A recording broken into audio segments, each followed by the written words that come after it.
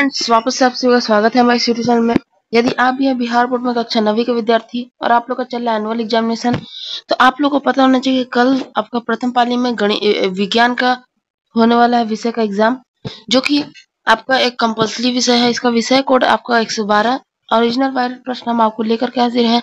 जिस प्रकार से हमने आपको Hindi, social science, English, math सभी का क्वेश्चन पेपर प्राप्त करवाया, उसी प्रकार से आज के इस वाले वीडियो में हम लोग साइंस का क्वेश्चन पेपर लेकर उपस्थित हैं और इसके बाद हम संस्कृत का भी पेपर जल्द ही लाने वाले हैं।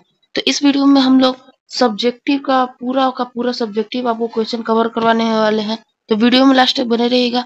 यदि इस वीडियो से आपको जरा भी जानकारी प्राप्त होता है तो हमारे इस वीडियो को लाइक करिएगा, अपने दोस्तों को ज्यादा से ज्यादा शेयर करें जो कि आपके साथ अभी 9th क्लास में आपके साथ एग्जाम दे रहे हैं। और हमारे चैनल पर नए तो चैनल को सब्सक्राइब कर लीजिए, क्योंकि बिहार बोर्ड के इस प्रकार के अपडेट आपको हमारे चैनल के माध्यम से मिलते रहते हैं और आगे मैट्रिक एग्जाम में भी हम आपको हेल्प करवाने का पूरा कोशिश करते रहेंगे। तो चलिए आप लोग सब्सक्राइब कर लीजिए, हम लोग फटाफट से वीडियो को शुरू करते हैं। तो देखिए यहाँ से आपका खंड वर्ग शुरू हो जाए, सेक्शन भी अर्थात सब्जेक्टिव क्वेश्चन। तो आपको पता ना फिजिक्स के 3 शाखाएं होते हैं, फिजिक्स माफ करिएगा साइंस की 3 शाखाएं होते हैं, फिजिक्स, केमिस्ट्री, बायोलॉजी। तो सबसे पहले फिजिक्स है। यहाँ पे फिजिक्स में पहले लघु उत्तरीय प्रश्न, यहाँ पे 8 से लघु उत्तरीय प्रश्न दिए हैं, जिसमें से 4 का उत्तर देना है। प्रत्येक के लिए 2 अंक निर्धारित है। तो देखिए पहला जो प्रश्न है वह है संतुलित और असंतुलित बल की परिभाषा दे।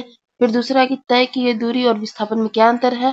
फिर तीसरा है कि व्युत्पन्न इकाई क्या है। फिर हम बढ़ते हैं आगे। फिर व्युत्पन्न इकाई तीसरे नंबर के बाद फिर चौथा नंबर है कि दाब क्या है, इसका ऐसे मात्रक लिखें। और 5वां नंबर प्रश्न है तरंगदैर्घ्य की परिभाषा दे, इसका मात्रक लिखें। फिर हम अगले पेज की ओर चलते हैं। फिर उसके बाद यहाँ पे 15 नंबर क्वेश्चन है कि पदार्थ के मोल से आप क्या समझते हैं। 16 है संभारी क्या है। 17 अष्टक के नियम। 18 है अमोनीकरण। फिर जब आप नीचे बढ़िएगा तो नीचे में दीर्घ उत्तरीय प्रश्न है। दीर्घ उत्तरीय प्रश्न में कि रदरफोर्ड के परमाणु मॉडल क्या है, इसके मॉडल की त्रुटियां का उल्लेख करें। और दूसरा सरल सूत्र और अणु सूत्र में अंतर स्पष्ट करें, यह दोनों किस प्रकार के परस्पर संबंधित है। फिर उसके बाद जीव विज्ञान है। तो देखिए जीव विज्ञान के प्रश्न कुछ इस प्रकार से है। पहला है कि किस प्रकार की कोशिका को प्रोकैरियोटिक कोशिका कहा जाता है। फिर लवक कितने प्रकार के होते हैं, उनके कार्य का उल्लेख करें। फिर नेक्स्ट पेज में हम चलेंगे। नेक्स्ट पेज में संयोजी ऊतक क्या है। फिर दूसरा प्रोटिस्टा में किस प्रकार के जीव सम्मिलित किया गया है। 25 है कि मछलियों की विशेषता का उल्लेख करें। 26 संक्रामक रोग किसे कहते हैं। फिर स्वास्थ्य की परिभाषा WHO के अनुसार क्या है।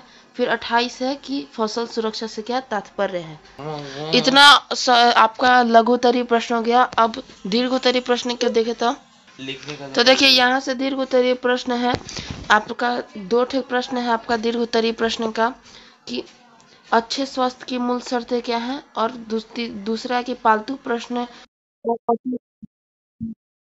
विशेषता होनी चाहिए। तो देखिए इस प्रकार से आपका क्वेश्चन है, हम कुछ आंसर करके लाए हैं जो आपको फटाफट से दिखा देते हैं और बाकी का आंसर आप अपने से ढूंढ लीजिएगा। अगर नहीं मिलता है जो भी आंसर तो कमेंट में करिएगा, हम आपको बता देंगे उसका उत्तर। तो देखिए सबसे पहला प्रश्न संख्या आपका यहाँ पे हम करके लाए हैं कि प्रश्न उत्तर पहला है कि संतुलित बल किसे कहते हैं। तो किसी वस्तु पर एक साथ कार्य कर रहे बलों की परिमाणित या शून्य हो तो इस प्रकार का बल संतुलित बल कहलाता है। फिर असंतुलित बल यदि परिमाणिक बल का शून्य ना हो तो असंतुलित बल कहलाता है। तो पहला का उत्तर आप इस प्रकार से लिख सकते हैं। फिर उसके बाद तीसरा का उत्तर व्युत्पन्न इकाई है वे इकाई जो आधारी मात्रक की सहायता से व्यक्त की जाती है। जैसे क्षेत्रफल की व्युत्पन्न इकाई मीटर है, जो मीटर मूल राशि के मूल मात्रक में उत्पन्न हुई है। तो तीसरा का उत्तर आप इस प्रकार से लिख सकते हैं।